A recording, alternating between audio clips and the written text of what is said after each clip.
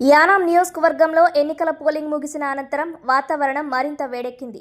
హోరాహోరీగా సాగిన ఈ ఎన్నికల యుద్ధంలో ఎన్డీఏ అభ్యర్థి మల్లాడి కృష్ణారావు, కాంగ్రెస్ అభ్యర్థి గొల్లపల్లి శ్రీనివాస్ అశోక్ తమ గెలుపుపై ధీమా వ్యక్తం చేస్తూ మీడియా ముందు సంచలన వ్యాఖ్యలు చేశారు. ఎన్నికల అనంతరం తన నివాసంలో మల్లాడి కృష్ణారావు మీడియా సమావేశం ఏర్పాటు చేశారు. ఈ సందర్భంగా ఆయన మాట్లాడుతూ యానాంలో మునిపెన్నడూ లేని విధంగా 93% పోలింగ్ నమోదు కావడం విశేషమన్నారు. ఇది ప్రజాస్వామ్య విజయమని పేర్కొన్నారు. ఎటువంటి గొడవలు, ఉద్రిక్తతలు లేకుండా ఎన్నికలు ప్రశాంతంగా జరగడం పట్ల సంతోషం వ్యక్తం చేశారు. గెలుపుపై తనకు పూర్తి నమ్మకం ఉందని, తనకు వచ్చే భారీ మెజారిటీని మే 4వ తేదీన ప్రజలే స్వయంగా చూస్తారని సవాల్ విసిరారు. రాత్రి 10 గంటల సమయంలో తన నివాసం వద్ద ఏర్పాటు చేసిన మీడియా సమావేశంలో గొల్లపల్లి అశోక్ ఘాటుగా స్పందించారు. గత ఎన్నికల్లో వచ్చిన మెజారిటీ కంటే మూడింతలు ఎక్కువ మెజారిటీతో తాను గెలుపొందడం ఖాయమని స్పష్టం చేశారు. మల్లాడి కృష్ణారావు ఎన్ని సవాళ్లు విసిరినా అసలైన నాయకుడెవరో ప్రజలకు ఇప్పటికే అర్థమైందన్నారు. మల్లాడి గారు ఇచ్చిన వాగ్దానాలు నెరవేర్చకపోయినా పర్వాలేదు, కానీ ఇప్పుడు ఆయనకు విశ్రాంతి అవసరమని, కొత్త నాయకులు వచ్చే సమయం ఆసన్నమైందని చమత్కరిస్తూనే విమర్శలు గుప్పించారు.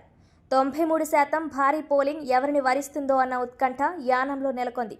సీనియర్ నాయకుడు మల్లాడి అనుభవం గెలుస్తుందా, లేక కొత్త నాయకత్వం కావాలన్న అశోక్ నినాదం ఫలిస్తుందా అనేది తేలాలంటే మే 4వ తేదీ వరకు వేచి చూడాల్సిందే. పెద్దలైనా నాయకులైనా ఈ ఎలక్షన్లో చూసినట్టుగా నేను ఎప్పుడు కూడా చూడలేదు. అంత ప్రేమ అభిమానాలతో మల్లాడి కృష్ణారావు పరిపాలన కావాలి అని మెజార్టీ ప్రజలు అనుకోవడం, దాన్ని ఈ విధమైన ప్రేమ అభిమానాలు చూపించడానికి ముఖ్య కారణం. ఇప్పటి వరకు 5 సంవత్సరాల్లో చేసిన ప్రజాప్రతినిధిగా చేసిన అతను కూడా ఎక్కడ కూడా ప్రజల్ని ఆకట్టుకునేలా కానీ, ప్రజలకి మంచి చేయడం కానీ ఏదీ చేయకపోవడంతో నా మీద ప్రేమ పెరగడానికి అదొక కారణం.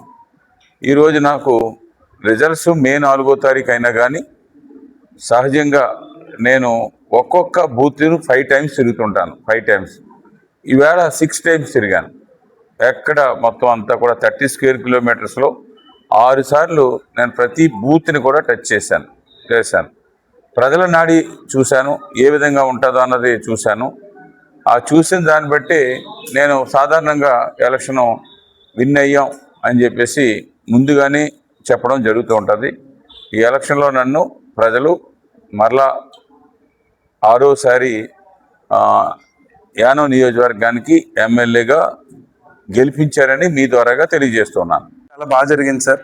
మరి ప్రజలు అది ఎంత బలంగా వచ్చి ఓట్లు వేసారంటే చాలా మంచి పోలింగ్ అండి. ఆల్మోస్ట్ 94% వరకు అయిపోయిందంటే చాలా బాగా అయినట్టు.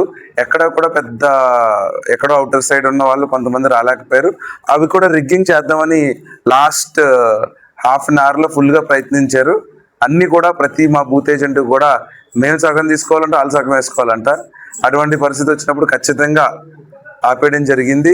ఎక్కడ కూడా మాకు ప్రజలు ఇచ్చిన ఓటే కావాలనుకున్నాం తప్ప ఎటువంటి దొంగోట్లతోని ఇంకోట్లతోని మాకు పని లేదు. అటువంటి ఆఖరికి ఎక్కడ ప్రతి బూత్లో కూడా వేరే ఊర్ల నుంచి తీసుకొచ్చి వ్యక్తిత్వం అలా అన్నీ ఎలా చేయగలరో ఈ ఎలక్షన్ అన్ని రకాల వేషాలు ఆయన వేశారు. ఇప్పుడు మటుకు మే 4వ తారీఖున పూర్తిగా విజయం మాకు లభిస్తుంది. అదేవిధంగా ఇది మా విజయం కాదు, ప్రజా విజయం అని చెప్పి తెలియజేసుకుంటున్నాం. ఆయన మరి దానికి మీరన్నట్టు ఇప్పుడు ఆ సవాల్కి ఆయన రెడీ ఏమో మరి మీరు ఒకసారి అడిగితే చాలా బాగుంటుంది. ఎందుకంటే యానం ప్రజలు ఆయన గుండెలో ఏం చూద్దామని అనుకోవట్లేదండి. ఖచ్చితంగా రిటైర్మెంట్ తీసుకుంటే బాగుంటుందని నేను గతంగా ముందులోనే చెప్పాను. ఆ రిటైర్మెంట్ ఎలా ఉండాలి అంటే చాలా మంచిగా ఉండాలి. కానీ ఆయన ఆ పరిస్థితులన్నీ కోల్పోయి ఈరోజు రాజకీయం పదవి కోసం ఆఖరికి ఇంట్లో కుటుంబీకులు వరకు కూడా వెళ్ళిపోయాడంటే నాకు వెళ్ళాడు పోనీ రాజకీయం అనుకున్నాను, ఇలాగే ఉంటుందేమో రాజకీయం అని.